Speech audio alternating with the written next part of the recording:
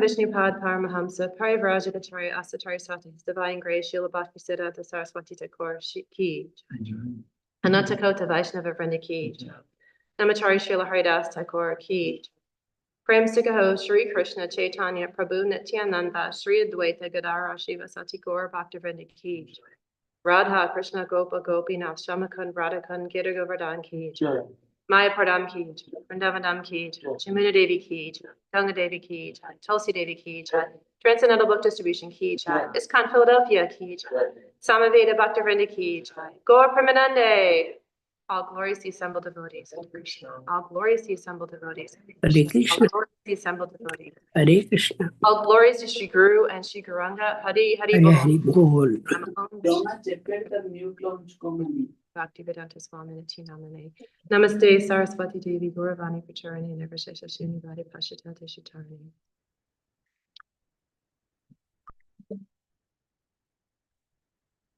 Om Namo Bhagavate Vasudevaya. Om Namo Bhagavate Vasudevaya. Om Namo Bhagavate Vasudevaya. Om Namo Bhagavate Vasudevaya. Om Namo Bhagavate Vasudevaya. Om Namo Bhagavate Vasudevaya. Narayana Namaskritya Naram Chaiva Narottama Devam Saraswatim Vyasam Natudayam Madhirayat Nastapaya Shilabhadreshu Nityam Bhagavata Sevaya Bhagavati Uttama Shloki Bhaktir Bhavati Naistaki. Morning, everyone. Hope you're all having a lovely day so far. So we're going to start off, we're reading from Srimad Bhagavatam, the third canto, chapter 13, the appearance of Lord Varaha. So this is in the, we'll do this in the Brahma Samhita meter. So I'll read it line by line and we'll take turns with it. Rupam tatvaim nanudustri tatmanam. Rupam Tavaitam Nanudushritatam Durdashanam devayad adivaratmakam. Durdarshanam Devayat Ratmanakam Chandashmi yashya tvachi barhi romanatya. Chandam Siyashat Vachi Purahani Roma Ashram Ajam drishitvi angrishu chaturhotram. Ajam Drishi to Angrishu Chaturhotram Rupam tadvetam nanuduskritam. Rupam Tavaitam Nanuduskrita Atmanam. Let's try this a different meter, I think. Rupam tadvaitam nanuduskritam. Let's do that one. Rupam Tavaitam Nanuduskrita Atmanam Dudarshanam devayad arvatmatkam. Durdarshanam Devayat Arvanatmakam Chandashmi yasyat vachi barhi romas. Chandam Siyashat Vachi Vargi Romash Ajyam drishi tviyangrishu tatahotram. Adyam Vishitu Chaturhotram Rupam tatvaitam nanuduskratman atmanam. Rupam Tvaitam Nanuduskritatmanam Durdashanam devayad arvaratmakam. Dudarshanam Devayat Advaratmakam Chandashmi yasyat vachi barhi romas. Chandam Siyashat Vachi Vargi Romash Ajyam drishi tviyangrishu chaturhotram. Ajam Vishitu Chaturhotram One more time. Rupam tvavetvam nanuduskriatmanam. Rupam Taritam Nanuduskritatmanam Durdarshanam devayad advartatmakam.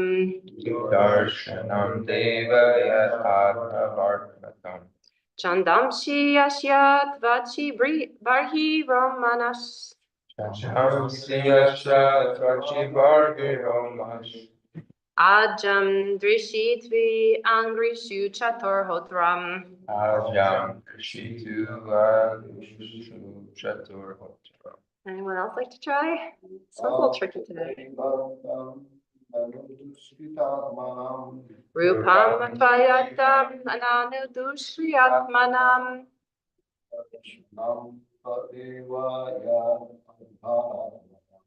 Dudarshanam Deva Yad Arvadatmakam.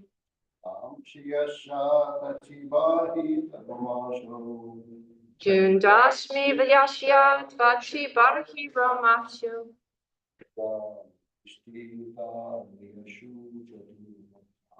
Ajyam Drishitva Angrishu Chaturhotram. Rupam Tavitam Nanuduskritatmanam. Rupam Tavaitam Nanuduskrihatmanam. Dudarshanam Deva Yad Advi Artmakam. Dudarshanam Deva Yad Arbaratmakam. Chandamsi Yasha Tvachi Barhi Ramash. Chandamsi Yashya Vachi Barhi Romash. Adyam Drishitvam Vishu Chaturhotram. Ajyam Drishitva Krishu Chaturhotram. Rupam tavaitananu dushkritatmanam Rupam Tvadaitam Nanudushriyamanam. Durdarshanam deva yad advaratmakam Dudarshanam Deva Yad Arvaratmakam. Shandamsi yasya tvachibarhi romash Chandamsi Yashya Tvachi Barhi Romash. Ajyam dushitva angrisho chaturhotram Ajyam Drishitvan Krishu Chaturhotram. Anyone online? Anyone else here? Anyone online? Hare Krishna. Hare Krishna. Rupam tvayatannanu duskritatmanam Rupam Taivaitam Nanudushkriyatmanam. Durdarshanam devayad advaratmakam Dudurshanam Deva Yad Arvaratmakam. Chandamsi yasya tvachibarhi romasva Chandamsi Yasya Vachi Barhi Romash. Ajayam drishitva angrishu chaturhotram. Ajyam Drishitva Angrishu Chaturhotram. Anyone else online? Rupam tavaitam nanu dushkritatmanam Rupam Tavaitam Nanudushkriyatmanam. Durdarshanam devayad advartatmamakam Dudarshanam Deva Yad Arvaratmakam. Chandamsi yasya tvachibarhi romas Chandamsi Yashya Vachi Barhi Romash.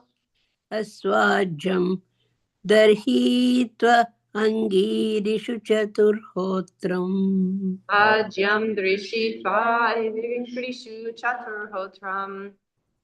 Anyone else Hare online? Krishna. Hare Krishna. Anyone else online? Okay, we'll do word for word. Rupam, form.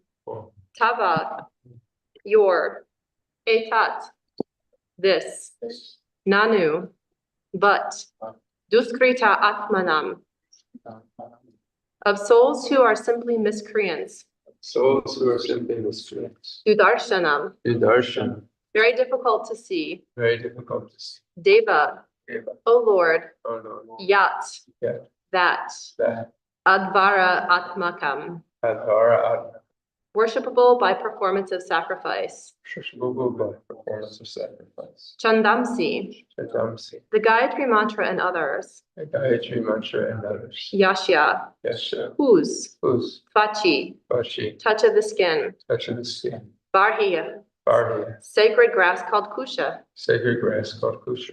Romanshu, Ramashu, hairs on the body. hairs on the body. Ajyam, Ajya, clarified butter. clarified butter. Drishi, Rishi, in the eyes. in the eyes. Two, Two, also. also. Angrishu, Angrishu, on the forelegs. on the forelegs. Chatuhotram, Shatuhotram, four kinds of fruits of activities. four kinds of fruit of activities. Translation and purport by His Divine Grace, A.C. Bhaktivedanta Swami Srila Prabhupada Ki Jai. O Lord, your form is worshipable by performances of sacrifice, but souls who are simply miscreants are unable to see it. All the Vedic hymns, Gayatri, and others are in the touch of your skin. In your bodily hairs is the kusha grass. In your eyes is the clarified butter. And in your four legs are the four kinds of fruitive activities. Purport. There's a class of miscreants who are known in the words of Bhagavad Gita as Vedavadi, or so-called strict followers of the Vedas. They do not believe in the incarnation of the Lord. What to speak of the Lord's incarnation as the worshipable hog? They describe worship of the different forms or incarnations of the Lord as anthropomorphisms. In the estimation of Srimad Bhagavatam, these men are miscreants. In the Bhagavad Gita 7:15, they are called not only miscreants, but also fools and the lowest of mankind. It is said that their knowledge has been plundered by illusion due to their atheistic temperament. For such condemned persons, the Lord's incarnation as the gigantic hog is invisible.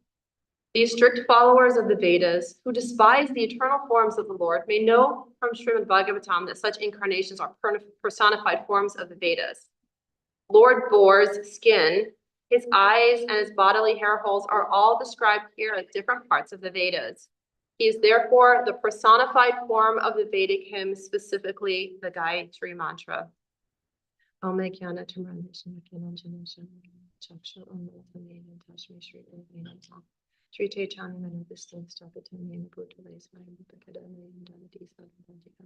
Jai Shri Krishna Chaitanya Prabhu Nityananda Shri Advaita.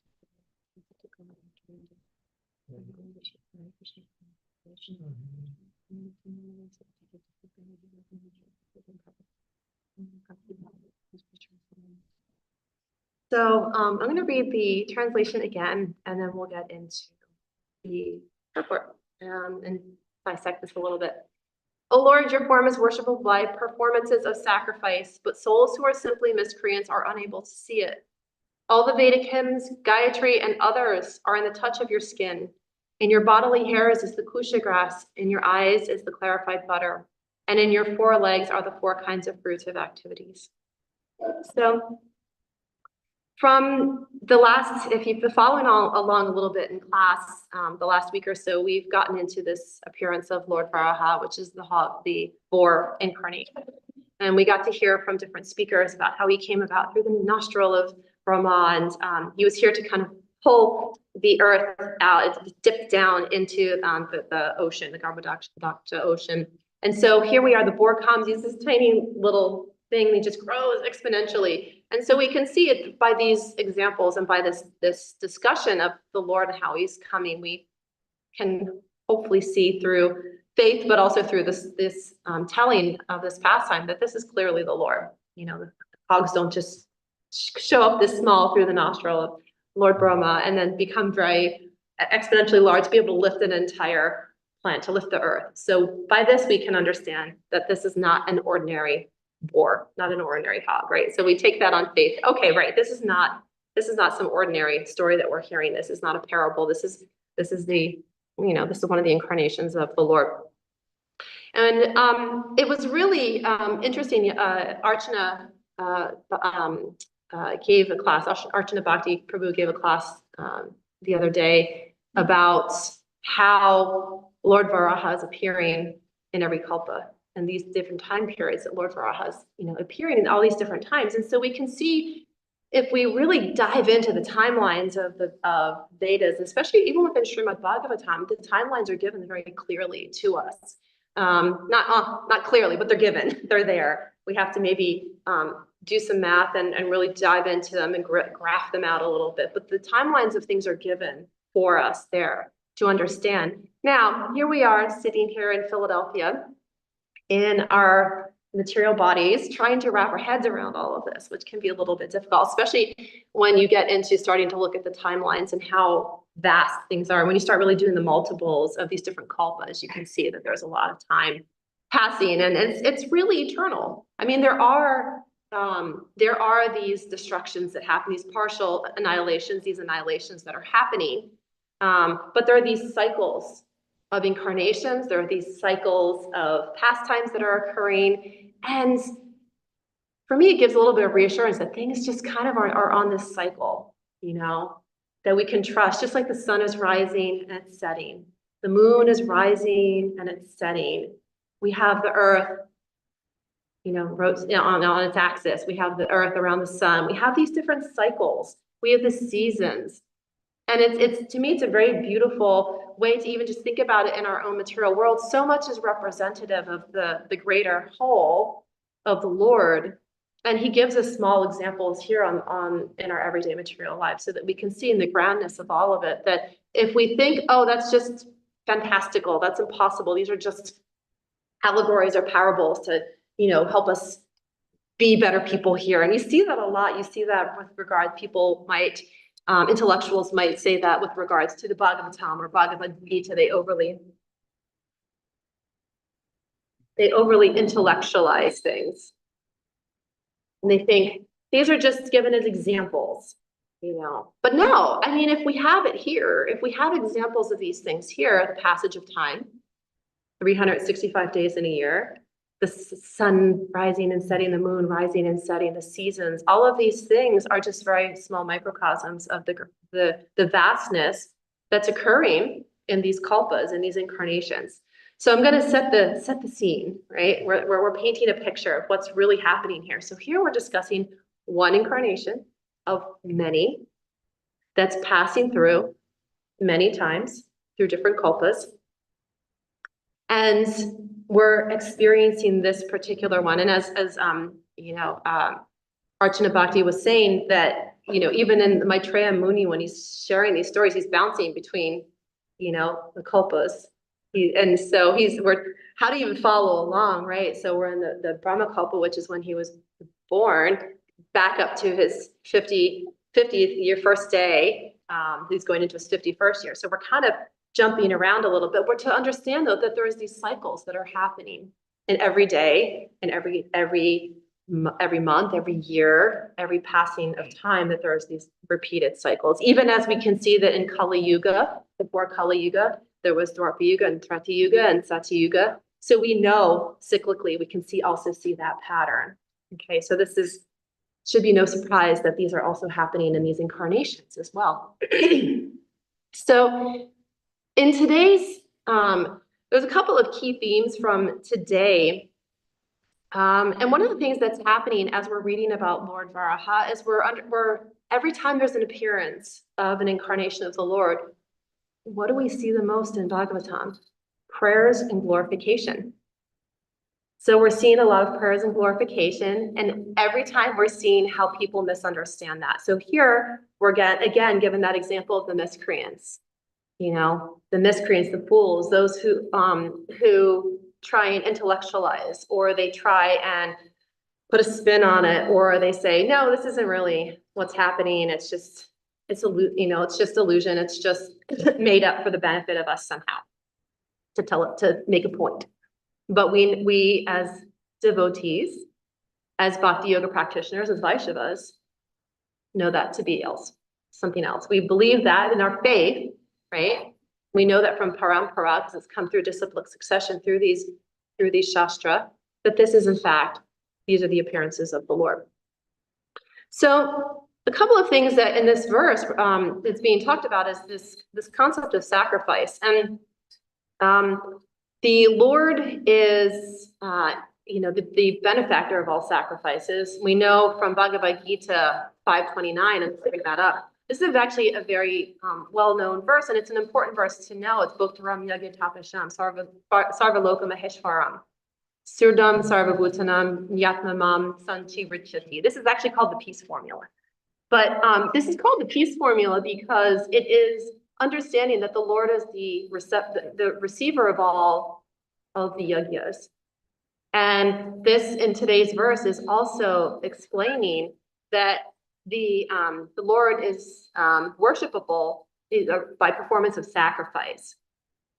So he's receiving all of these sacrifices, all of the yajna is all for the benefit of the Lord. The yajna, and this is a really important thing, when a lot of times we might see, and especially for those people maybe that are coming from India especially, but even we might see it here, we might offer, and even in different religions, we might offer something for the benefit to get something back. We offer a prayer, we offer some sort of transactional process to the Lord, hoping to get something back. A lot of yajnas are performed for the benefit of something material. And when we're doing that, we're trying to please the Lord, but we're actually trying to please ourselves, right? So there's really it's not sincere, right? If we're trying to please the Lord to get something back, we're trying to water the roots so that we get the benefit, water the roots of the tree so that we somehow get the fruits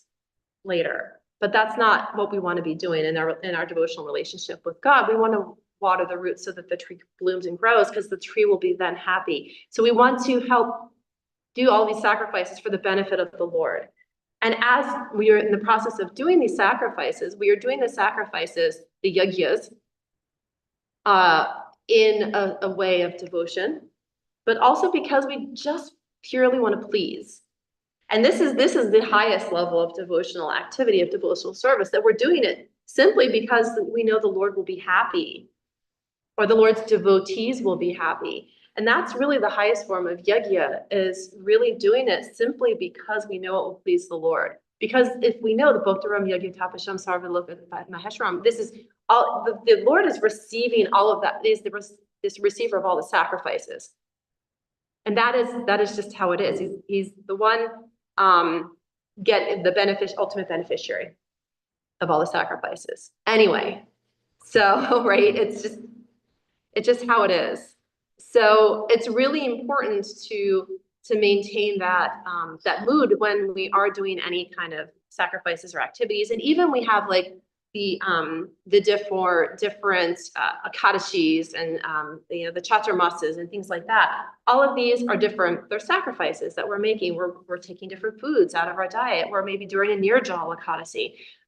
These sacrifices are to help us, but they're there really to make a sacrifice to the Lord, to offer more. And this is why I was talking to someone the other day about Ekadashi and the benefits of Ekadashi. It's not that it's just, oh, we're restricting and, oh, this is hard. But the point of Ekadashi, and even doing fasting on any holy day, is that we're supposed to be deepening our worship. So in that yajna, the yajna is that the sacrifice is that we are not eating those foods, or we're not doing those things. But what are we ideally meant to be doing is deepening our devotional worship, deepening our service on that day, especially. So, and we're doing that because we're creating some space, we're clearing our mind. So these sacrifices are really there to help clear our mind, create space in our lives so that we may be able to do even more, really dedicate ourselves more, and remember the Lord on that day, that the sacrifice is not about just taking some grains out of our diet or some spinach or whatever that is. It's about really digging in deeper into our devotional lives. So, so this is touching on the sacrifice that Lord Varaha is receiving the sacrifice, and that's. But what is the ultimate sacrifice? What is the yajna in today's world, right? The yajna for today is Harinam Sankirtan, right? And there's in Srimad Bhagavatam 11.5.32. This kind of gives us, it's like all arrows point here. And this is a nice verse.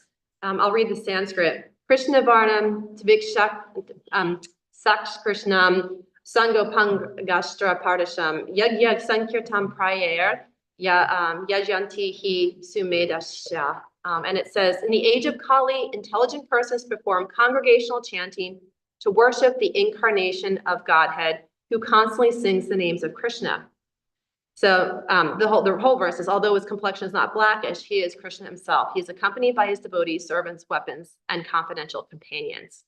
And so it's really important to remember that the main sacrifice we want to be doing is devotional, or is the Harinam Sankirtan. We want to be chanting beads, right? Doing that and spreading the word and doing kirtan and going out on the streets. All of these things are really what is designed for Kali Yuga, because all of the other stuff is not easy to do. To do actual true sacrifices were done by Brahminical priests, yugas ago, back in Treta Yuga that was the Yuga Dharma. However, in Kali Yuga, and it's no offense to anybody here, but in Kali Yuga, 99.99% of the priests that are out there don't have the potency, they don't have the purity to truly do those sacrifices. So we are given, certain yagyas to do as a remembrance, but we always put the parampara in them. If you've attended yagyas and sacrifices and things like that, especially within ISKCON, the parampara is brought in there as part of those mantras that are chanted. Why? Because we're drawing on the potency of those that came before us. Because we're not at that, we all are aspiring, right? But in Kali Yuga, it's very, very, very difficult because there's so much here that's really contaminating the living entity in general, just in general. And I was thinking about it the other day. I was just sitting out I live kind of in the country-ish in the woods, and sitting out in my patio and listening to the different sounds. And this is awful. I was like, oh my God, I thought I heard an animal getting killed by another animal in the woods. And I was like, and I immediately go, how horrible that we live on this planet. We clearly have aspects of hellish planet that, other animals have to kill one another, that we have to kill in order to just maintain our own bodies. We still have to kill plants.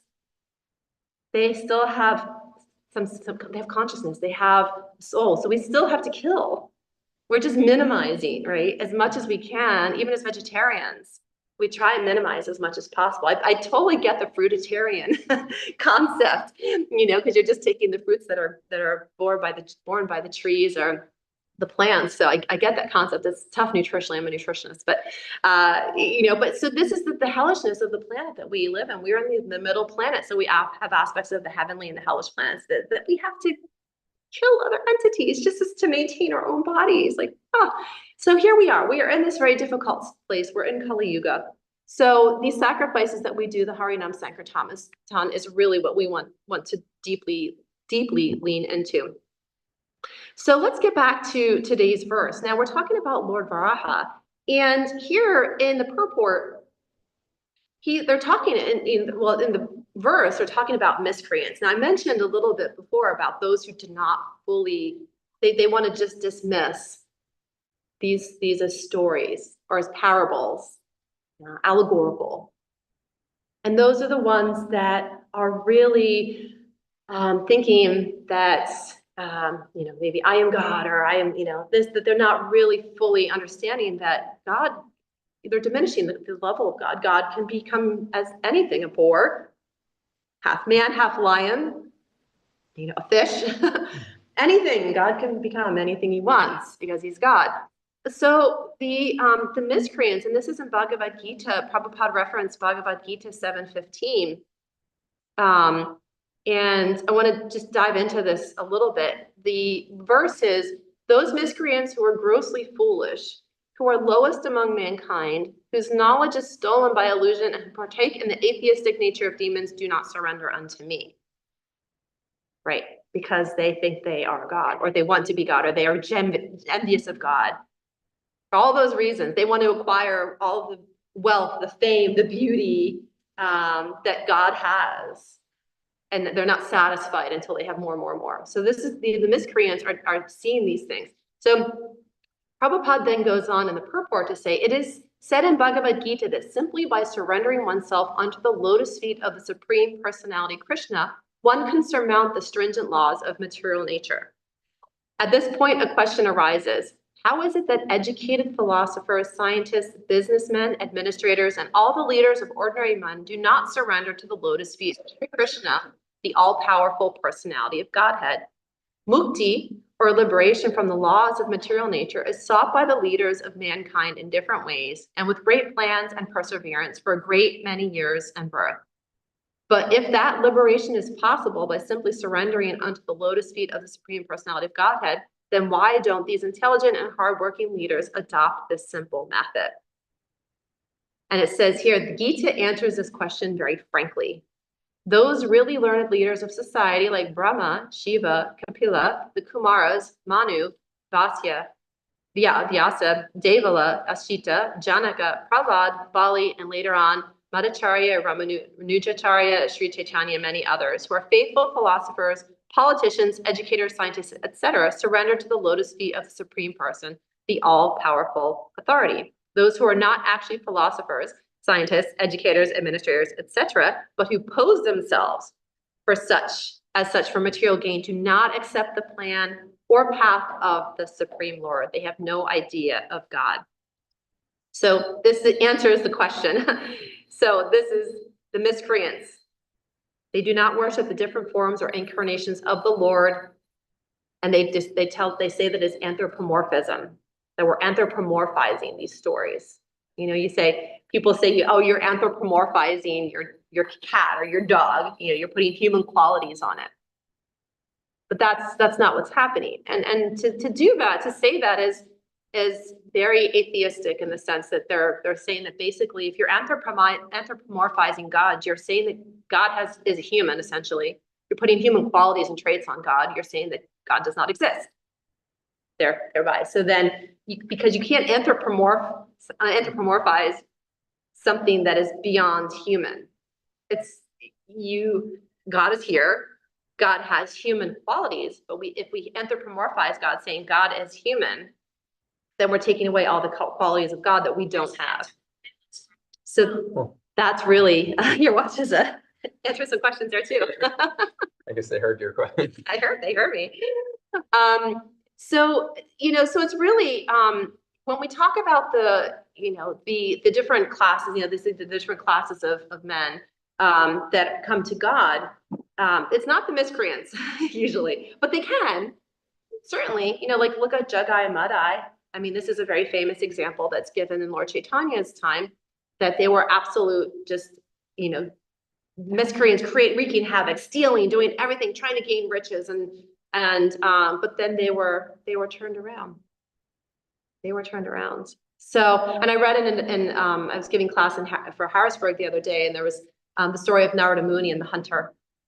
And the hunter with his bow was going around and just because he was taught to do this, he was just killing all the animals, but he was doing it in such a horrid way that he was leaving them half dead. How demonic is that? I mean, that's horrible, so torturous. And so Narada Muni said, please stop this behavior. Why are you doing this? He's like, well, this is what I've been taught to do. And his name actually means the danger to animals. Like that's his name actually translates to that. So this is something, but when Narada Muni convinced him otherwise.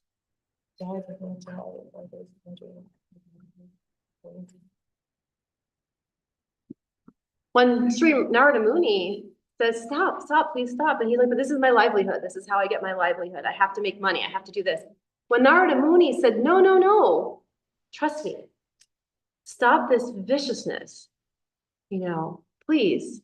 These animals are just laying here half alive, half dead, and they're tortured. Stop this nonsense. And the hunter says, well, how am I going to survive? And Narada Muni says, just please trust me. And so he surrenders to Narada Muni, who's, we know, a great devotee of the Lord. He is the progenitor of Bhakti, Narada Muni. He surrenders. And what happens? He drops his bow. He stops all of the killing. The animals, Narada Muni, with his mystic powers, the animals are all revived that were laying there half dead. And the hunter goes back to the village as, basically a mendicant, and he's a devotee. And what do the villagers do? Oh, praises. This hunter is now a great devotee. And they bring him food. They bring him everything he needs. But Narada Muni had one condition. He said, only take as much as you and your wife need, no more. So then he was able to distribute the food to others. So we have more than you possibly can need. Now, that's not to say that we should just stop working, right? And be like, well, God will take care of me. You know, we have to do our part, but we have to do our part as on the path of bhakti, do our part in the mode of goodness. And when we are when doing things in that mode, in that mood, that everything that we're doing in life, we're, you know, the Kali Yuga, the Harinam Sankirtan, when we're doing bhakti, devotional service, we're chanting. When everything in our life is starting to align, come together, right? Toward Krishna, then we still have to do the activity, but we have to do it in alignment with Krishna. Then it flows, right? It's like if you pour water down a pipe, but it's broken, the water goes all over the place and it's a mess. It doesn't work. And then we don't get anything. We don't get any benefit either. But if we start aligning, bringing everything together, when we direct our activity up, then Krishna, it naturally can flow back down to us too. And that's the beauty of following this process. So when we think about the tapashyas, the yagyas, all of these things, we want to do it in a way that pleases the Lord, not just for our own material benefit. And that's really something that's really critical for today's society, really. It's really not for the sense of gratification of us. Now, Prabhupada gets into a couple other things here that, and in this verse especially, that Lord Varaha is containing, he is all Vedic hymns, Gayatri on the skin, bodily hairs are kushta grass, eyes are clarified butter, the four legs are the four kinds of fruitive activities. This is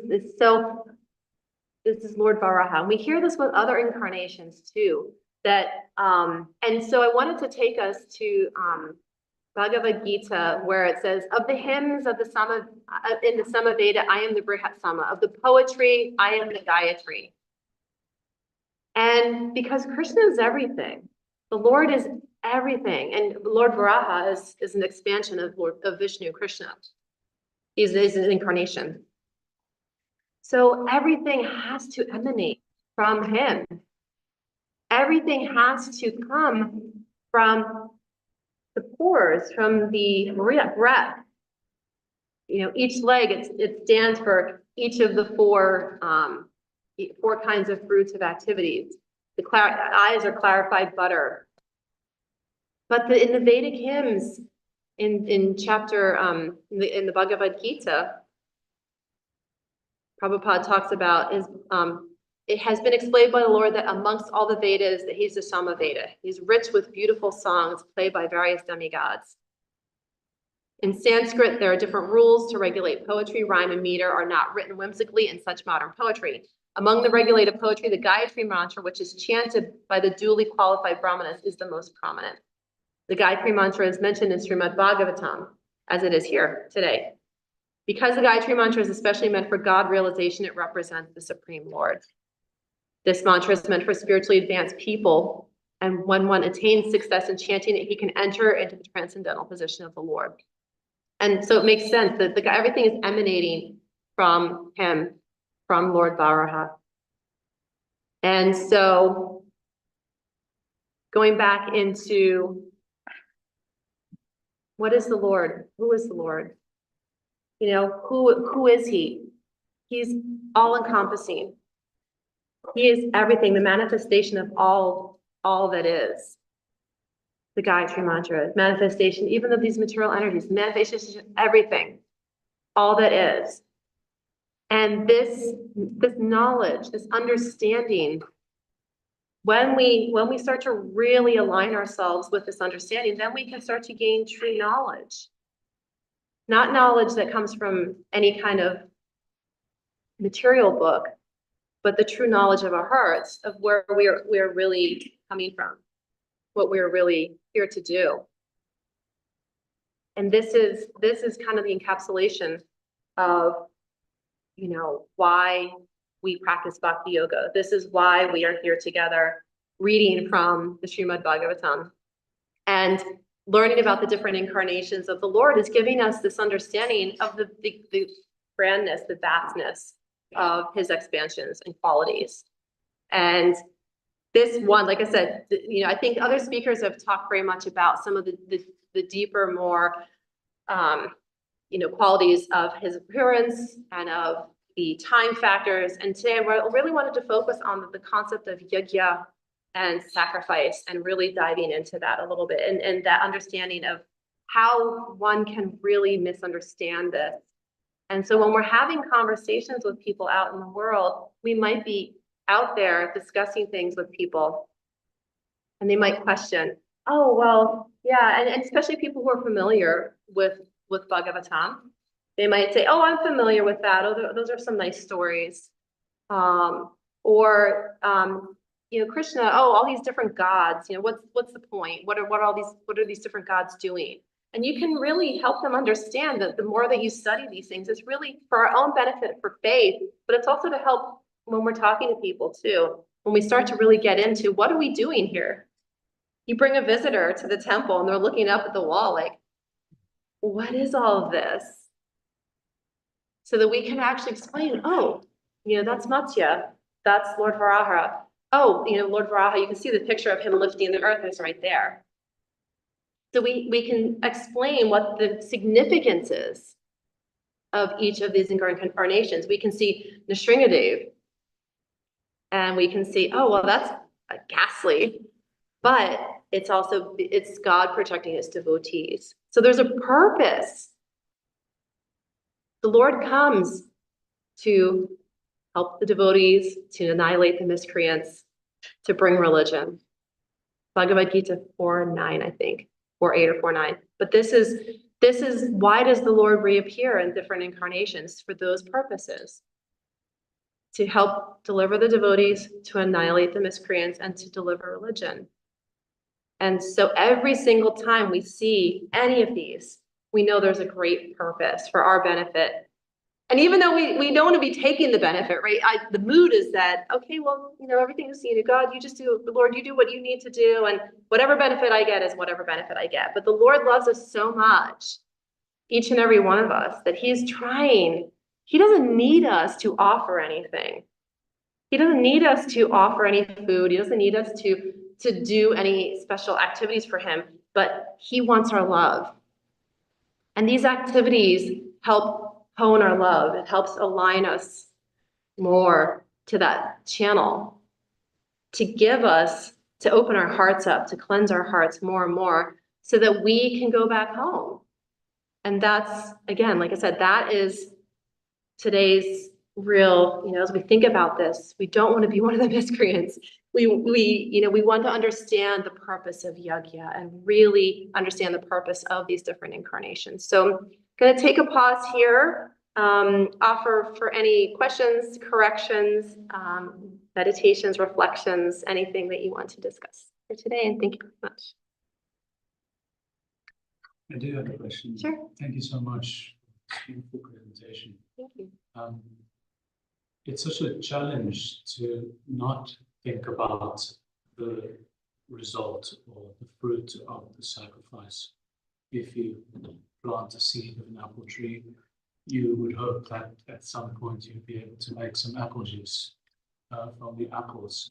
How does one redirect the consciousness to it being that it's not about the apple juice, it's actually about the sacrifice, the work that is being put in? That's a great question. And I think it's also every time we offer food, we can even think about it from that perspective too, because when we're offering food, we might be thinking, gosh, I'm really hungry. Yes. It's not like, oftentimes it might not be, oh, I hope Krishna likes, refried beans on a tostada. It's like, God, I'm really hungry and this satisfies me. And this is the challenge. We are here in material energies in the material body, and we make the endeavor. And that is the point, is that we make the endeavor.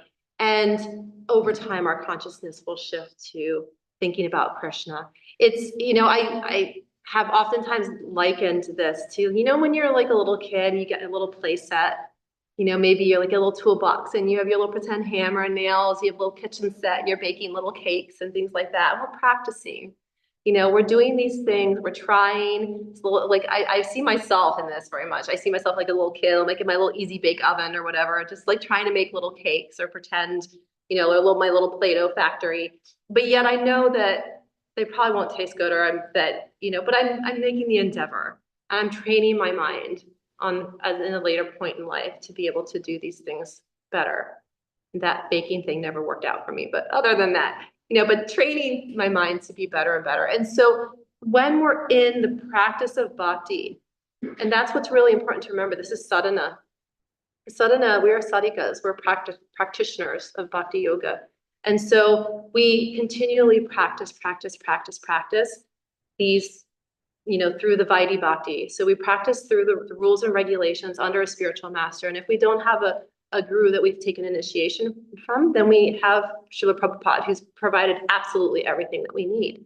So we practice in the mood of Vaidhi Bhakti, which is giving us everything we need to hone our skills, to hone our hearts, to cleanse our hearts, so that over time, our mood shifts to that highest platform, that perfectional stage, and we work toward it. And we know that the goal is here. There's, what's the Sambandha Gyan, and then there's the Prayojana. And so you have the goal, you have the process, and you know that there's this connection.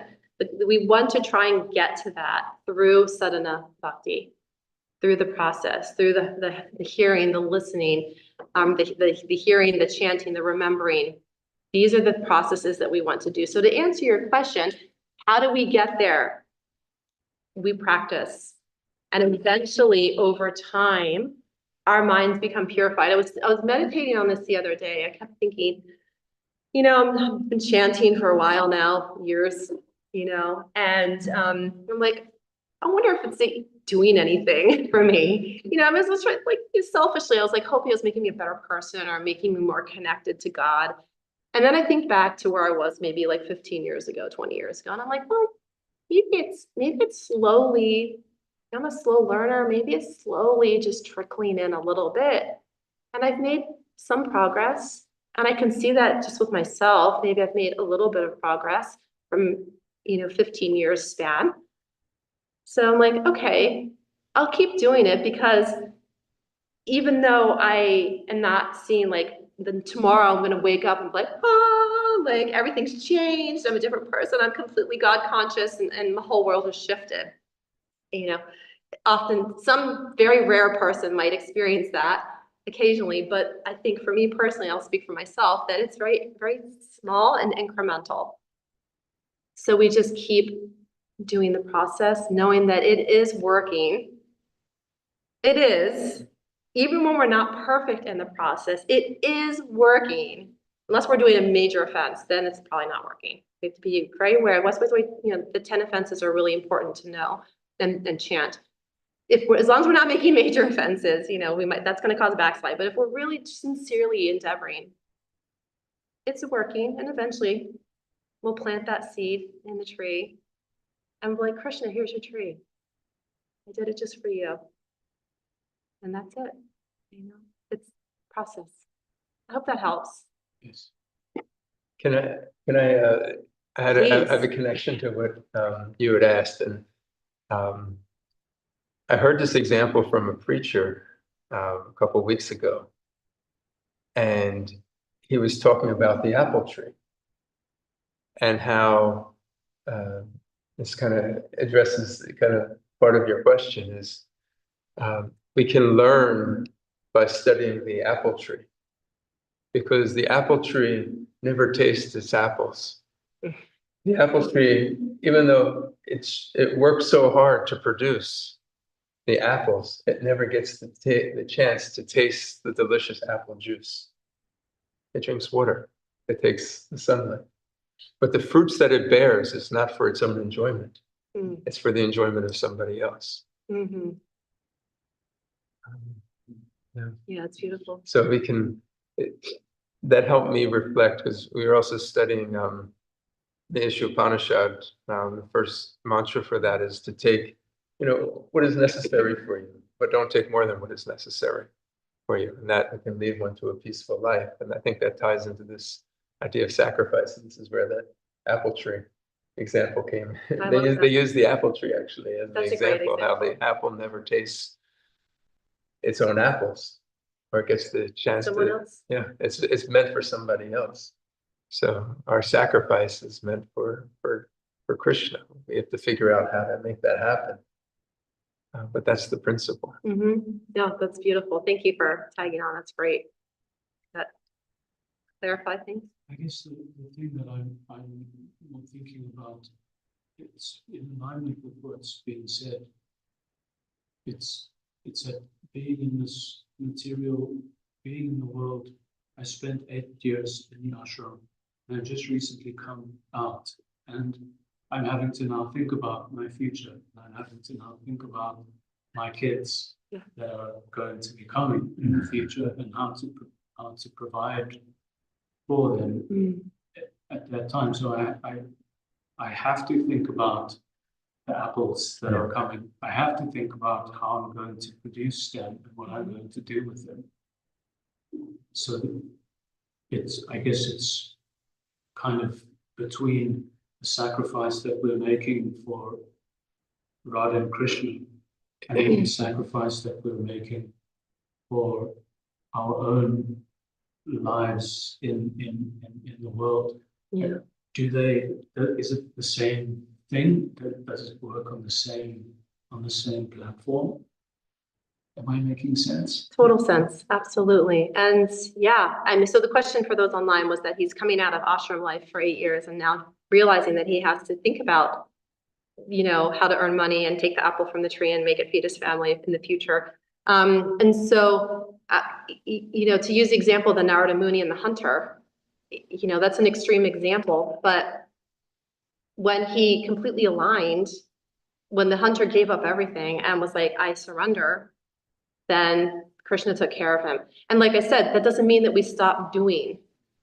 We have to continue activities in this material world.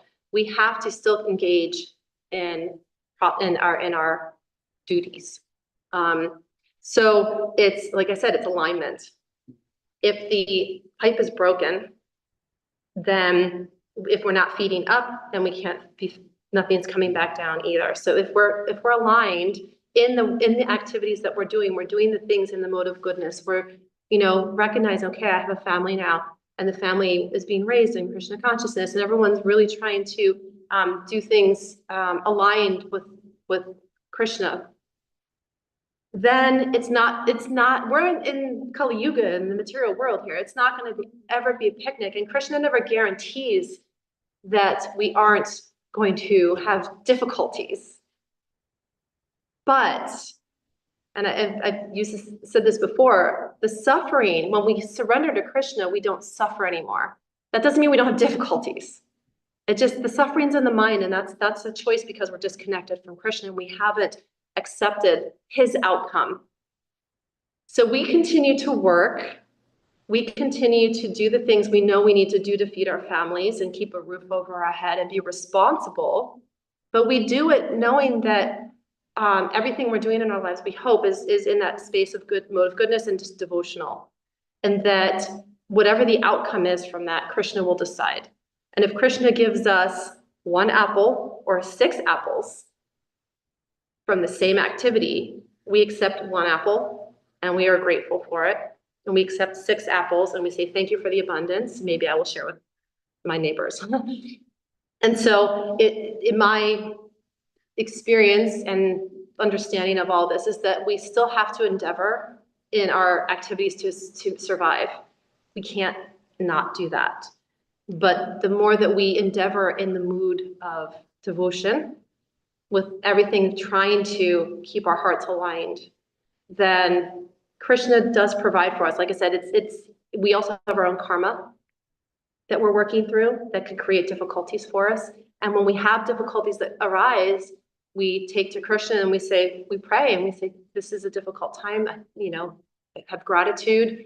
for this, you're teaching me something, or this is a karmic reaction, and I'm also struggling. I need your help. And so we take to that process and do it, offer it sincerely as best as we can, but we still have to take the steps in all activities. I don't know if that, I think, Jonah, did you have something to add to that, or? Yeah. It's every case is you have to deal with. There's the general principle. We don't want to get overly entangled. And how do we prevent ourselves from getting overly entangled?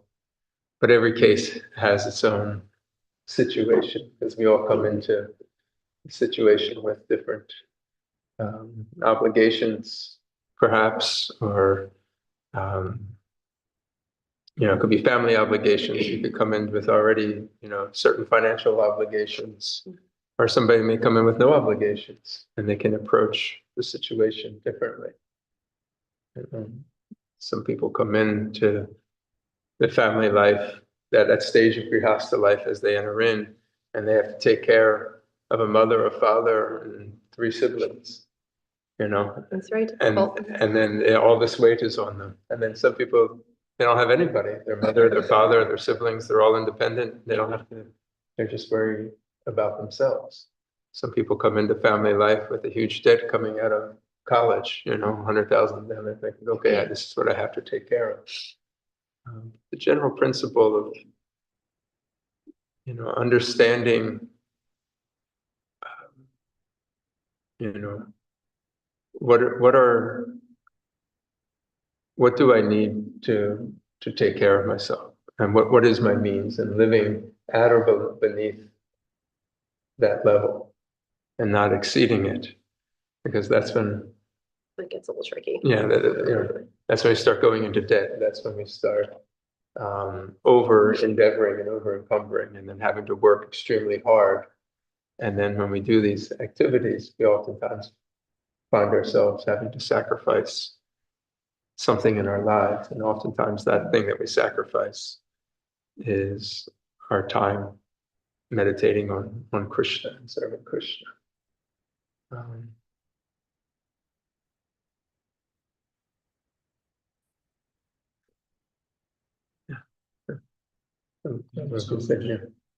I can share more sometime. We can always chat offline too. Yes.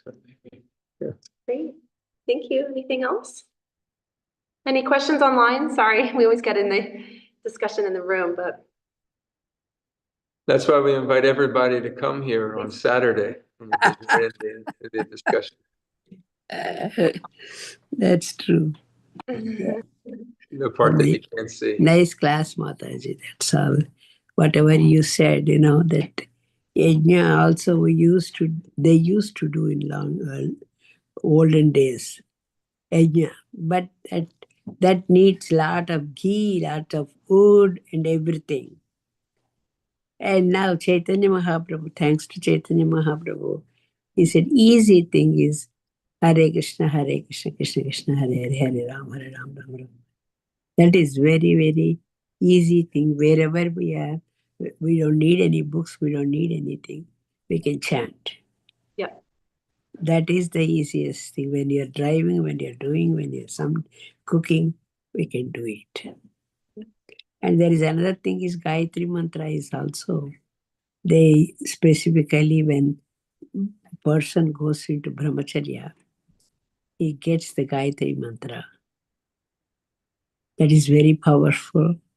They say it protects a lot.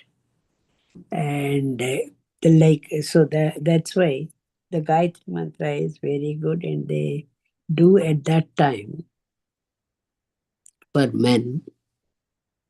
So that is one thing I want to do just. And like apple tree, he says, yes, we do something, but not for fruitive results. Right. Yeah. Like apple tree, he don't ask for eating or anything. Gives to everybody. So that is one thing. Thank you very much for nice class. Thank you, Mataji. Yeah, very nice points. Thank you. Thank you. Hare Krishna. Hare Krishna. So I guess we'll wrap it up here, and hope to see all of you in person next Saturday. Vanchakalpa Tarupasha Kripa. Kripasindhyo Chapata Pavanebhyo Vaishnavibhyo. Have a wonderful day, everyone. Hare Krishna. Hare Krishna. Begin.